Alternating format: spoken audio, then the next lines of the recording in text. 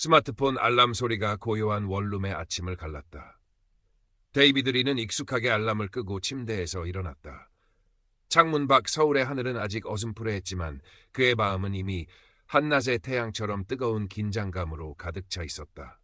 오늘은 그의 인생에서 중요한 이정표가 될지도 모르는 날, 한국의 IT 기업 넥스트웨이브 인턴 첫 출근일이었다. 어머니의 나라, 그가 K-드라마와 영화를 통해 막연히 동경해왔던 한국. 그곳에서의 삶은 늘 장밋빛 꿈결 같았다. 하지만 현실은 달콤한 상상과는 거리가 멀었고, 특히 그의 검은 피부색은 보이지 않는 벽처럼 그와 세상을 갈라놓곤 했다. 미국에서도 미묘한 시선들은 존재했지만 이곳 한국에서 느끼는 그것은 때로 날카로운 유리 조각처럼 그의 마음을 후벼 팠다. 그럼에도 불구하고 데이비드는 희망을 놓지 않았다. 넥스트웨이브에서의 인턴 생활은 그에게 새로운 기회가 될 것이라고, 그의 능력을 증명하고 이 낯선 땅에 뿌리내릴 수 있는 발판이 될 것이라고 굳게 믿었다. 단정하게 셔츠를 차려입고 넥타이를 맨 데이비드는 거울 앞에 섰다. 다부진 체격의 선한 눈매를 가진 청년. 하지만 그의 눈빛 깊은 곳에는 쉬이 가시지 않는 불안감이 그림자처럼 드리워져 있었다. 그는 심호흡을 하며 억지로 입꼬리를 끌어올렸다. 괜찮아, 데이비드. 넌 할 수 있어. 강남의 번화가에 위치한 넥스트웨이브 사무실은 세련되고 활기찬 분위기였다. 젊은 직원들이 분주하게 오가는 모습은 데이비드의 가슴을 뛰게 했다. 인사팀의 안내를 받아 자신의 자리에 앉았을 때 그는 드디어 꿈에 한 발짝 다가선 것 같은 기분이 들었다. 하지만 그 설렘은 오래가지 못했다. 데이비드 씨라고 했죠? 저는 개발 1팀 팀장 김도윤입니다. 김도윤 팀장은 악수를 청하는 데이비드의 손을 건성으로 잡으며 위아래로 훑어보았다. 그의 눈빛은 차갑고 날카로웠다. 첫 인사부터 느껴지는 묘한 위압감에 데이비드는 자신도 모르게 어깨를 움츠렸다. 김 팀장은 데이비드의 서툰 한국어 발음을 지적하며 비릿한 미소를 지었고, 다른 팀원들 앞에서 우리 팀에 드디어 글로벌 인재가 왔네. 잘 적응할 수 있을지 모르겠지만이라며 알 수 없는 말을 덧붙였다. 잘 적응할 수 있을지 모르겠지만이라는 말의 가시가 데이비드의 마음에 박혔다. 다른 팀원들은 어색한 미소로 그를 맞이했지만 그들의 눈빛에서도 호기심과 경계심이 뒤섞인 복잡한 감정이 읽혔다. 그의 옆자리에 앉은 박수연 씨는 유일하게 그에게 먼저 다가와 말을 걸어준 사람이었다. 안녕하세요, 데이비드 씨. 저는 박수연입니다. 모르는 거 있으면 언제든 물어보세요. 그녀의 차분한 목소리와 부드러운 미소는 데이비드의 긴장을 조금이나마 풀어주었다. 하지만 그녀 역시 김 팀장의 눈치를 살피는 듯했고, 데이비드는 그것이 앞으로 펼쳐질 회사 생활의 암시처럼 느껴졌다. 첫날부터 데이비드는 김 팀장의 보이지 않는 차별을 감지해야 했다. 다른 인턴들에게는 기본적인 업무 설명과 함께 비교적 간단한 과제가 주어졌지만 데이비드에게는 제대로 된 설명도 없이 생소하고 복잡한 업무가 떨어졌다. 질문을 하려 해도 김 팀장은 늘 바쁘다는 핑계로 그를 외면하거나 그 정도는 알아서 해야지, 언제까지 가르쳐줄 수는 없어 라며 면박을 주었다. 데이비드는 밤늦게까지 사무실에 남아 홀로 끙끙대야 했고, 전날부터 그의 한국 생활은 짙은 안개 속을 헤매는 듯 막막하기만 했다. 어쩌면 그의 검은 피부색이 만들어낸 그림자는 생각보다 더 길고 어두울지도 모른다는 예감이 그의 마음을 무겁게 짓눌렀다. 넥스트웨이브에서의 하루하루는 데이비드에게 보이지 않는 유리벽을 실감하게 했다. 김도윤 팀장의 차별은 날이 갈수록 교묘하고 집요해졌다. 그는 데이비드가 제출한 보고서에 대해 사소한 오탈자 하나까지 지적하며 전체 팀원 앞에서 망신을 주었고, 데이비드가 아이디어를 내면 현실성 없는 소리라며 일축해버렸다. 반면 다른 팀원이 비슷한 아이디어를 내면 칭찬을 아끼지 않았다. 마치 데이비드의 존재 자체가 그의 눈에 거슬리는 듯했다. 점심시간이면 데이비드는 홀로 구내식당 한쪽 구석에 앉아 밥을 먹거나 근처 편의점에서 샌드위치로 끼니를 때웠다. 다른 팀원들은 삼삼오오 모여 함께 식사를 하러 나갔지만 누구 하나 그에게 같이 가자는 말을 건네지 않았다. 어쩌다 눈이라도 마주치면 어색한 미소를 지으며 서둘러 시선을 피할 뿐이었다. 그들의 침묵과 방관은 김 팀장의 노골적인 차별만큼이나 데이비드의 마음을 아프게 했다. 그는 거대한 투명 감옥에 갇힌 기분이었다. 박수연 씨는 여전히 그에게 유일하게 말을 걸어주는 사람이었지만 그녀 역시 김 팀장의 눈치를 살피느라 적극적으로 나서지는 못했다. 그녀는 가끔 데이비드의 책상에 작은 초콜릿이나 커피를 놓아두며 무언의 위로를 건넸고 데이비드는 그 작은 온기에 힘겹게 하루를 버텨나갔다. 그녀의 눈빛에는 안타까움과 미안함이 서려 있었지만 그것이 실질적인 도움으로 이어지지는 못했다. 어느 날 중요한 프로젝트의 핵심 모듈 개발 업무가 있었다. 데이비드는 밤을 새워가며 자신이 맡은 부분을 완벽하게 구현해냈고 내심 김 팀장에게 인정받을 수 있을 거라는 작은 기대를 품었다. 하지만 다음 날 아침 김 팀장은 데이비드가 작업한 코드를 살펴보지도 않은 채 데이비드 씨는 아직 이런 중요한 작업은 무리인 것 같아 다른 사람에게 맡기는 게 좋겠어라며 그의 작업을 다른 팀원에게 넘겨버렸다. 데이비드의 얼굴에서 핏기가 가셨다. 그의 노력과 실력이 아무런 이유 없이 묵살당한 것이다. 그는 떨리는 목소리로 이유를 물었지만 김 팀장은 이유는 내가 더 잘 알아. 토달지 말고 시키는 일이나 해라며 윽박질렀다. 데이비드는 화장실로 달려가 차가운 물로 얼굴을 씻었다. 거울 속에는 금방이라도 울음을 터뜨릴 것 같은 자신이 서 있었다. 분노와 절망감이 그의 온몸을 휘감았다. 왜 나만 이런 취급을 받아야 하는 거지? 내 피부색 때문인가? 내가 외국인이기 때문인가? 수많은 질문들이 그의 머릿속을 맴돌았지만 답을 찾을 수는 없었다. 그는 주먹을 꽉 쥐었다. 이대로 무너질 수는 없었다. 그날 밤 데이비드는 잠들지 못하고 뒤척이다 익명의 온라인 커뮤니티에 접속했다. 한국 생활의 어려움을 토로하는 외국인들의 게시판이었다. 그는 떨리는 손으로 자신의 이야기를 써 내려갔다. 직장 내에서의 부당한 차별, 그로 인한 고립감과 절망감. 글을 쓰는 동안 눈물이 뺨을 타고 흘러내렸다. 얼마 지나지 않아 댓글이 달리기 시작했다. 힘내세요. 당신 잘못이 아니에요. 어느 회사인지 공개해야 합니다.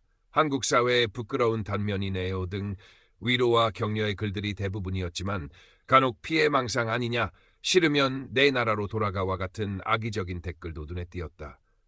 데이비드는 그 모든 반응 속에서 세상의 다양한 얼굴을 보았다. 그리고 아주 작은 용기의 씨앗이 그의 마음속에서 싹트기 시작했다. 나 혼자만의 문제가 아닐지도 몰라. 온라인 커뮤니티에서의 경험은 데이비드에게 작은 변화를 가져왔다. 그는 더 이상 혼자 끙끙 앓기보다는 자신의 상황을 객관적으로 기록하기 시작했다. 김 팀장의 부당한 지시, 차별적인 발언, 업무 배제 등 모든 것을 날짜와 함께 상세히 메모했다. 언젠가 이 기록들이 자신을 보호할 수 있는 증거가 될지도 모른다는 생각에서였다. 박수연 씨는 데이비드의 미묘한 변화를 감지했다. 예전처럼 쉽게 위축되거나 좌절하는 대신 그의 눈빛에는 이전보다 더 단단한 무언가가 자리 잡고 있었다. 그녀는 우연히 데이비드가 보고 있던 외국인 커뮤니티 게시판의 글을 보게 되었고 그가 겪고 있는 고통의 깊이를 어렴풋이나마 짐작하게 되었다. 그녀의 마음속에서 방관자로서의 죄책감과 그를 돕고 싶다는 마음이 더욱 크게 충돌하기 시작했다. 나라도 뭔가 해야 하지 않을까. 하지만 김 팀장의 서슬퍼런 권위와 회사 내의 경직된 분위기는 그녀의 발목을 잡았다. 그러던 중 회사 전체의 중요한 프로젝트 발표가 다가왔다. 데이비드는 비록 핵심 업무에서는 배제되었지만 자신이 맡은 보조 업무만큼은 최선을 다해 마무리했다. 발표 자료 정리, 데이터 분석 등 누구도 알아주지 않는 굳은 일이었지만 그는 묵묵히 자신의 역할을 수행했다. 발표 당일 김 팀장은 자신이 모든 것을 총괄한 것처럼 의기양양하게 발표를 진행했다. 하지만 발표 도중 예상치 못한 기술적인 문제가 발생했고 김 팀장은 당황하며 어쩔 줄 몰라 했다. 그때 데이비드가 조용히 손을 들었다. 팀장님, 제가 그 부분은 다른 방식으로 해결할 수 있는 방법을 알고 있습니다. 모든 사람의 시선이 데이비드에게 쏠렸다. 김 팀장은 못마땅한 표정으로 그를 쳐다보았지만 다른 대안이 없었기에 마지못해 허락했다. 데이비드는 침착하게 문제의 원인을 설명하고 자신이 준비해온 해결책을 제시했다. 그의 논리정연한 설명과 전문적인 지식에 회의실은 조용해졌고 잠시 후 문제는 깔끔하게 해결되었다. 발표는 성공적으로 마무리되었고 사장 이하 임원들은 데이비드의 능력에 놀라움을 표하며 칭찬을 아끼지 않았다. 하지만 김 팀장의 표정은 더욱 싸늘하게 굳어 있었다. 자신의 무능함이 드러나고 평소 무시하던 데이비드가 주목받은 것에 대한 질투와 분노가 그의 얼굴에 역력했다. 그는 프로젝트 성공의 공을 가로채면서도 데이비드에게는 쓸데없는 짓 하지 말고 내 자리나 지켜라며 낮은 목소리로 경고했다. 그날 오후 김 팀장은 데이비드를 자신의 자리로 불렀다. 그리고는 보란듯이 다른 팀원들이 보는 앞에서 소리쳤다. 데이비드 씨, 아까 발표 때 왜 그렇게 나섰지? 내가 알아서 할 수 있었는데 왜 잘난 척이야? 외국인이라고 특별 대우해 줄 것 같아? 여긴 한국이야. 한국에서는 그렇게 함부로 나서는 거 아니라고. 그의 목소리는 사무실 전체에 울려 퍼졌고 데이비드는 온몸의 피가 싸늘하게 식는 것을 느꼈다. 그의 의도와는 전혀 다른 악의적인 왜곡이었다. 다른 팀원들은 숨을 죽인 채 그 광경을 지켜볼 뿐이었다. 박수연 씨는 입술을 깨물며 고개를 숙였다. 그녀의 주먹이 파르르 떨리고 있었다. 데이비드는 모멸감에 얼굴이 화끈거렸지만 아무 말도 할 수 없었다. 그의 마음속에서 무언가 단단히 부서져 내리는 소리가 들렸다. 이곳은 내가 있을 곳이 아닌가 보다. 그날 이후 김 팀장의 괴롭힘은 더욱 노골적이고 악랄해졌다. 그는 데이비드에게 일부러 오류가 있는 코드를 수정하라고 지시하거나 불가능한 마감 기한을 설정해놓고 달성하지 못하면 공개적으로 무능함을 질책했다. 심지어는 데이비드가 탕비실에서 커피를 마시는 것조차 업무 시간에 농땡이 피운다며 트집을 잡았다. 데이비드는 하루하루 살얼음판을 걷는 기분이었다. 그의 얼굴에서는 웃음기가 사라졌고 밤에는 악몽에 시달렸다. 한국에 오기 전 품었던 부푼 꿈과 희망은 산산조각 나버린 지 오래였다. 박수연 씨는 데이비드의 야위어가는 모습을 보며 더 이상 침묵할 수 없다고 생각했다. 그녀는 용기를 내어 데이비드에게 다가가 조용히 말을 건넸다. 데이비드 씨, 힘든 거 알아요.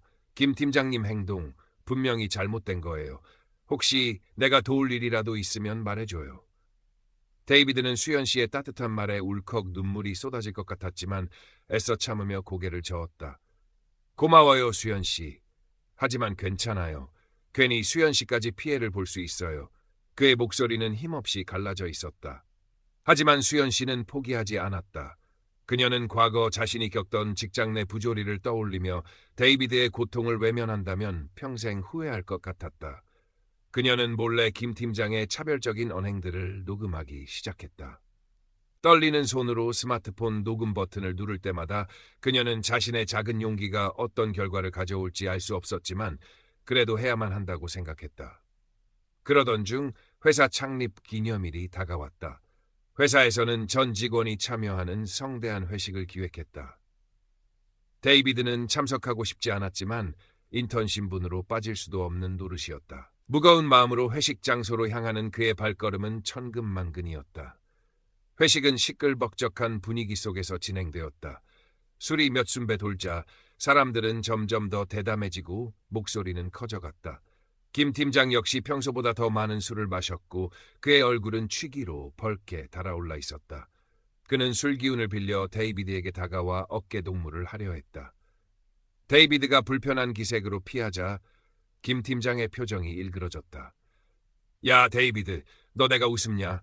내가 따라주는 술도 안 받고 어깨 동무도 피하고 너네 나라에서는 원래 이렇게 위아래도 없어? 그의 목소리는 이미 고성이었다. 주변의 시선이 일제히 그들에게 쏠렸다. 데이비드는 최대한 침착하게 대답하려 했다. 팀장님, 술이 과하신 것 같습니다. 저는 그런 뜻이 아니었습니다. 하지만 김 팀장은 막무가내였다. 그런 뜻이 아니긴 뭐가 아니야. 딱 보니까 알겠구만. 너 피부색만큼이나 속도 시커먼 놈이지? 우리나라 와서 돈 벌어먹으면서 감사한 줄도 모르고 어디서 외국인 주제에. 그의 입에서 쏟아져 나오는 말들은 더 이상 단순한 괴롭힘이 아니었다. 그것은 명백한 인종차별적인 폭언이었고 인간의 존엄성을 짓밟는 폭력이었다. 데이비드의 눈앞이 캄캄해졌다. 온몸에 피가 역류하는 듯한 분노와 수치심에 그는 몸을 떨었다. 식당 안은 찬물을 끼얹은 듯 조용해졌고 모든 사람들은 숨을 죽인 채 그 광경을 지켜보고 있었다. 어떤 이는 안타까운 눈빛으로, 어떤 이는 못 본 척 외면하며 또 어떤 이는 흥미롭다는 듯이 바라보고 있었다. 그 순간 데이비드는 깨달았다. 이것이 바로 자신이 처한 현실이라는 것을. 이 거대한 침묵과 방관 속에서 그는 철저히 혼자였다. 김도윤 팀장의 폭언이 극에 달했을 때 그의 손이 데이비드의 멱살을 잡으려던 바로 그 찰나였다. 팀장님, 그만하시죠. 예상치 못한 외침에 모든 사람들의 시선이 한 곳으로 향했다. 박수연 씨였다. 그녀는 자리에서 일어나 떨리는 목소리였지만 단호한 눈빛으로 김 팀장을 마주보고 있었다. 그녀의 손에는 스마트폰이 들려 있었다. 지금 팀장님이 하신 모든 말씀과 행동 전부 녹음하고 있었습니다. 이건 명백한 직장 내 괴롭힘이고 인종차별입니다. 더 이상 묵과할 수 없습니다. 수연 씨의 갑작스러운 행동에 김 팀장은 물론이고 회식 자리에 있던 모든 사람들이 경악했다. 김 팀장은 술이 확 깨는 듯 얼굴이 하얗게 질렸다가 이내 분노로 시뻘개졌다. 박수연 씨 지금 뭐 하는 거야? 네가 뭔데 나서? 이게 다 저 외국 놈 때문이잖아. 데이비드는 자신을 위해 용기를 내준 수연 씨를 믿을 수 없다는 듯 바라보았다. 그녀의 작은 어깨가 가늘게 떨리고 있었지만 눈빛만은 그 어느 때보다 확고했다. 데이비드의 가슴 속에서 뜨거운 무언가가 울컥 치밀어 올랐다. 그는 더 이상 침묵할 수 없었다. 아닙니다. 수연 씨 때문이 아닙니다. 이건 팀장님과 저의 문제입니다. 데이비드는 자리에서 일어나 김 팀장을 정면으로 응시하며 말했다. 그의 목소리는 낮고 차분했지만 그 안에 담긴 분노와 결의는 누구도 무시할 수 없을 만큼 강렬했다. 저는 지금까지 팀장님의 부당한 처우를 묵묵히 견뎌왔습니다. 제 피부색 때문에 제가 외국인이기 때문에 받아야 할 부당함이라고 생각하지 않았습니다. 하지만 오늘 팀장님의 행동은 모든 선을 넘었습니다. 저는 더 이상 팀장님의 차별과 모욕을 용납할 수 없습니다. 데이비드의 용기 있는 발언에 식당안은 더욱 깊은 침묵에 휩싸였다. 몇몇 젊은 직원들 사이에서 작은 웅성거림이 일었고 몇몇은 고개를 끄덕이며 동조하는 듯한 표정을 지었다. 김 팀장은 당황한 기색이 역력했다. 그는 데이비드가 이렇게 정면으로 반박하리라고는 전혀 예상하지 못했던 것이다. 뭐라고? 이놈이 정말 보자 하니까. 김 팀장이 다시 폭력을 행사하려던 순간 다른 테이블에 앉아있던 인사팀 부장이 자리에서 일어나 그를 제지했다. 김 팀장, 진정하게. 그리고 박수연 씨, 데이비드 씨 두 사람 다 내일 아침 내 사무실로 오도록 하게. 자세한 이야기는 회사에서 듣도록 하지. 인사팀 부장의 단호한 목소리에 상황은 일단락되는 듯했다. 회식은 그대로 파투가 났고 사람들은 뿔뿔이 흩어졌다. 데이비드는 수연 씨에게 다가가 떨리는 목소리로 말했다. 수연 씨, 정말 고맙습니다. 저 때문에 괜한 피해를 입으실까봐 걱정입니다. 수연 씨는 부드럽게 미소 지으며 그의 손을 잡았다. 아니에요, 데이비드 씨. 오히려 제가 더 미안해요. 진작 용기를 냈어야 했는데 이제라도 바로잡을 수 있어서 다행이에요. 혼자 힘들어하게 해서 정말 미안해요. 그녀의 눈가에는 작은 이슬이 맺혀 있었다. 그 순간 데이비드는 깨달았다. 그는 더 이상 혼자가 아니었다. 칠흑 같던 어둠 속에서 아주 작은 불씨 하나가 그의 마음을 밝히고 있었다. 그것은 연대라는 이름의 희미하지만 따뜻한 빛이었다. 다음 날 아침 넥스트 웨이브 사무실은 전날 밤의 사건으로 인해 뒤숭숭한 분위기였다. 데이비드와 박수연 씨는 약속된 시간에 인사팀 부장 사무실로 향했다. 김도윤 팀장 역시 잔뜩 굳은 표정으로 이미 와 있었다. 인사팀 부장은 세 사람을 차례로 면담하며 사건의 경위를 파악했다. 박수연 씨는 떨렸지만 침착하게 그동안 녹음했던 파일들을 증거로 제출했고 데이비드는 자신이 겪었던 부당한 차별과 김 팀장의 폭언에 대해 담담하지만 명확하게 진술했다. 김 팀장은 처음에는 모든 혐의를 부인하며 데이비드와 박수연 씨를 음해하려 했지만 명백한 증거들과 일관된 진술 앞에서 그의 변명은 힘을 잃어갔다. 면담은 몇 시간에 걸쳐 진행되었다. 그동안 다른 팀원들 중 몇몇도 익명으로 인사팀에 김 팀장의 평소 행실에 대한 제보를 한 것으로 알려졌다. 평소 김 팀장의 권위적인 태도와 차별적인 언행에 불만을 품고 있었지만 감히 나서지 못했던 사람들이 데이비드와 박수연 씨의 용기에 힘입어 목소리를 내기 시작한 것이다. 며칠 후 회사 차원의 공식적인 발표가 있었다. 인사위원회는 김도윤 팀장의 직장 내 괴롭힘 및 인종차별 행위가 사실로 인정된다며 그에게 정직 3개월의 중징계를 내렸다. 또한 회사 대표는 전 직원 앞에서 이번 사건에 대해 공식적으로 사과하고 재발 방지를 위한 직장 내 차별 금지 교육 강화 및 고충 처리 시스템 개선을 약속했다. 징계 결과가 발표되자 회사 내에서는 다양한 반응이 나왔다. 어떤 이들은 징계 수위가 너무 낮다고 비판했고 어떤 이들은 김 팀장을 동정하기도 했다. 하지만 분명한 것은 이번 사건이 넥스트웨이브 조직 문화에 큰 경종을 울렸다는 사실이었다. 직원들은 더 이상 부당한 차별과 괴롭힘을 당연하게 여기거나 침묵하지 않게 되었고 서로를 존중하는 분위기를 만들기 위한 작은 노력들이 시작되었다. 데이비드에게도 많은 변화가 찾아왔다. 사건 이후 그는 예전처럼 위축되거나 불안해하는 대신 한결 당당하고 편안한 모습으로 사람들을 대했다. 물론 마음속 깊은 곳에 새겨진 상처가 완전히 사라진 것은 아니었지만 그는 그 상처를 통해 더 강인해지는 법을 배웠다. 그는 자신의 목소리를 내는 것의 중요성을 깨달았고 부당함에 맞서 싸울 수 있다는 자신감을 얻었다. 박수연 씨는 이번 일을 계기로 회사 내에서 용기 있는 사람으로 통하게 되었다. 처음에는 자신 때문에 일이 커진 것 같아 걱정도 했지만 옳은 일을 했다는 자부심과 함께 데이비드와의 끈끈한 동료애는 그녀에게 큰 힘이 되었다. 그녀는 더 이상 불의를 보고 침묵하지 않기로 다짐했고 회사 내 인권 동아리 활동에도 적극적으로 참여하기 시작했다. 김 팀장의 빈자리는 잠시 공석으로 남았지만 곧 새로운 팀장이 부임했다. 새로운 팀장은 이전과는 달리 수평적이고 개방적인 리더십으로 팀을 이끌었고 데이비드를 포함한 모든 팀원들은 훨씬 자유롭고 존중받는 분위기 속에서 일할 수 있게 되었다. 데이비드는 자신의 능력을 마음껏 발휘하며 프로젝트에서 중요한 역할을 수행했고 동료들의 신뢰와 인정을 받았다.